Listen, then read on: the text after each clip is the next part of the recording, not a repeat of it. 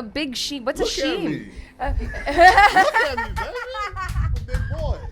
Like, what made you want to start this brotherhood? Brother-sisterhood. Sorry. Well, I've seen, again, it's like we're a big family, and, you know, I met Bobby because we're from the St. Croix and the Virgin Islands. And, you know, we got together and I saw how they rode, and I just wanted to get a bike. You know, I rode, you know, when I was 16 years old, but as far as me owning a motorcycle, I just used to ride other, you know, bikes and stuff like that. But, yeah, I mean, we just started out. We started from the dirt up, man. I mean, I remember me, Bobby, and Dennis, and Joe, just drawing out in the dirt. You know, we need to start a club. And after that, it was just like a virus. It just exploded. What's your favorite event that you guys put on? Oh man, our anniversary parties. You know, I love that once a year. So you're the president of the club? No, I'm of the Palm Coast chapter. Of the Palm Coast chapter. Yes. So how did you get into that position? You know, I was looking for a family, and I came and rode with him for quite a few years, and then I just worked myself up the rankings, earned my title, and leave it at that. So when you say family, like, do you also have kids, or this is your family? This is my family, and I also have another family, which is part of this family. We're all actually a family. We're all brothers and sisters over here. How did you first start riding? Chicks. Oh, yeah? Yeah, to get the pink tacos, that's what got me in the bikes. So how many times a year do you travel and meet up with the other crews? Do you have like one big event that you go to yearly, or is it all the time, or what's going on? Well, you know, we throw a couple of parties every year. We try to do things where we can do things as a family. You know, we go down to see our chapters down south. We come up here, you know, two times a year. Do you have any signature party? Do you do like coleslaw wrestling, or like ketchup fights, or what's the most random awesome thing that you guys do for your? Well, you know, we're a very family orientated club. So everything that you might do at a barbecue at home, that's what we do. Oh, really? So in the meantime, when you guys are when this family is here, so everybody's shorties and all their family is here. They're all welcome. So yeah. did you have a little playground, the family friendly and all that? Yeah, we'll set up little bouncy things, you know, that bouncy house, and do all that stuff. And we try to do it so that everybody can bring their kids and relatives, and everybody can just enjoy themselves. Oh, that's so cool. How many people are in your club? We don't talk about numbers. You don't talk about numbers? No. If you could guesstimate how many people, because a lot of people just rolled up in here, man. I'm going to say a lot, but I'm not going to be able to tell you anything about a number. I Oh. wish I could, but it just don't go that way. Yeah? There's no roster or anything like that? No, there's no roster. I'd probably say more like a brotherhood. That's probably about it.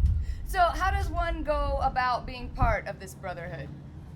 Hang out, and, you know, if you fit, you fit. That's probably the best way I can explain it. We're family, so you got to be part of the family. If you can't be part of the family, then that's it. You know, we're a very tight-knit group. So is every day like an epic battle with you and the rest of the community? Not really a battle. I mean, we blend in with the community rather well. You know, we do what we do, and we try not to offend anybody that could possibly cause trouble for anybody. Well, It's all about respect. Yeah, definitely. And I think that's one thing that a lot of people really don't understand about the biker culture, that is built on that foundation of respect. And I don't really get it, because, you know, we're blue collar workers. Yeah, everybody's got their thing. Well, you see one, they say you see one, you see all. You know what I mean? No matter what club you're with, no matter what family you're with, you know what I mean? If you go out there and disrespect people, you're representing the entire biker community, no matter what you ride. You know what I mean? Whether it be a cruiser or a sport bike, it's all, you know, you just got to be respectful and ride safe. That's that. So are you one of those hardcore bikers? Because you're from up north. Like, do you ride freezing your nuts off and all If that? I have to, I will. Yeah? If I have to, I will. When you first got interested in being a part of this group, was it down here in Daytona? Yes, ma'am. Yes. Oh, that's awesome. And then you took it back up there and you started your own thing up there? Yes, ma'am.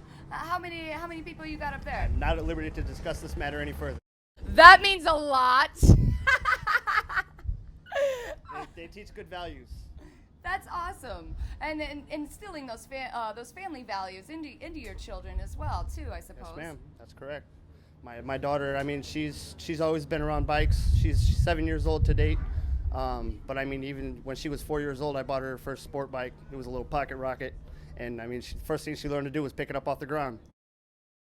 Russia? Are you from Russia? I am from Russia. Really? Yes. Oh, that's awesome. How's it in Russia? You that's a long motorcycle ride from Russia. It was a really long ride. I moved to Tampa not knowing a soul, and I found some really, really good people that I started riding with, and they welcomed me in as if I was part of their family, and needless to say, I am part of their family. So what do you ride? I ride another Hayabusa. I have an 08 Hayabusa. 08 Hayabusa? So what can you tell me? What's the general message that you guys like to put out there to the community, since you are the PRO? There's a lot of messages that could be put out to the community. However, my biggest message is probably going to be, please be cautious out there. There's a lot of traffic. There's a lot of cars, trucks, that some don't see you out there. And last thing that I want to do is go to another funeral or memorial ride. So please look twice before you change lanes or pull out of a parking lot or into the traffic, because there's bikers everywhere. And I don't think that people are properly educated, when they're going through like driver's ed and driver's school. I don't think that they're properly educated in motorcycles. What would you have to say about that? I would probably have to agree. I wish everyone could take a motorcycle safety course, even if they don't ride one. Personally, I've been in 3 accidents in my entire life, all caused by senior citizens. One of them was on my motorcycle. I got rear-ended.